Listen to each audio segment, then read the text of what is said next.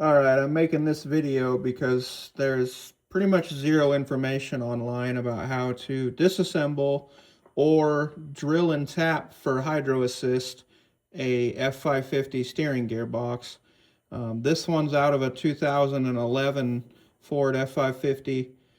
I scoured the internet for days, posted in multiple groups. I had one gentleman kind of give me some very vague pointers, but then would never reply back to me. So anyways, basically I decided to do this after I'd already torn it apart, so I'm just going to kind of show you where to drill and tap, and also kind of some of the tricks I used to get it apart. I'm sure there's specialty tools for disassembling some of this stuff, but I didn't have them, so I just took it apart with normal stuff. This is your plate here. It goes on like this, sits up front. Factory, this port right here is not drilled or tapped. It's just these two on top. So basically, after lots of reading and looking at diagrams and stuff, I kind of figured out this is where it needed to be.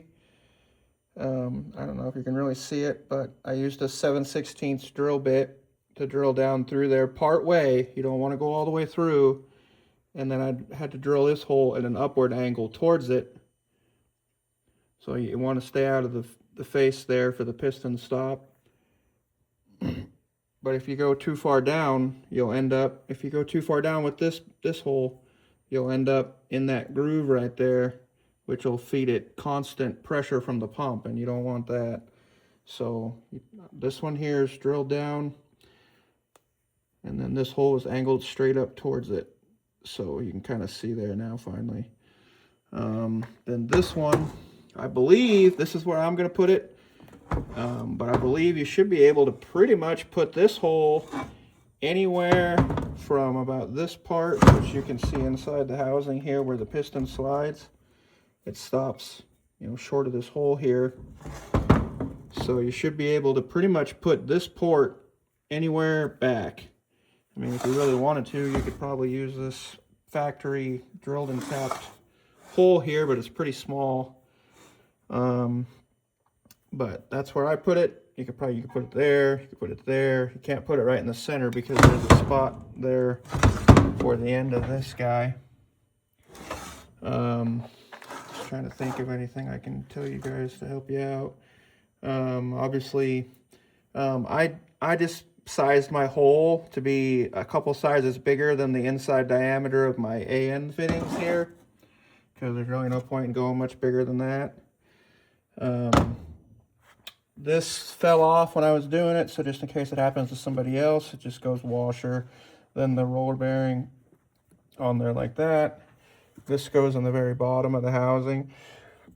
This little guy here, one of the most pain in the ass parts that gave me a heart attack when I took it apart is this bearing for the sector shaft fell apart when I was pulling it out, and I about had a heart attack. That's just grease in there from the factory.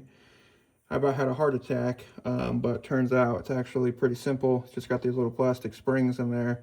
You put them all back in there, and then the very last one you got to kind of force snap into place, and then it holds itself really good, actually. So you can see there's one on the bottom, one on the top. These are sealed with an O-ring on the outside in the housing here, so make sure you're not prying on the sides of this with a screwdriver. No one's going to believe me, but I actually did not do that. I cleaned that up with emery cloth, but that was the way it was when I took it apart. I actually was able to lay a block of wood in here and use a screwdriver in this snap ring, or in this groove right here, and pry off the wood and go to each side and pry this out. It does have a little detent in it here that lines up right there with that.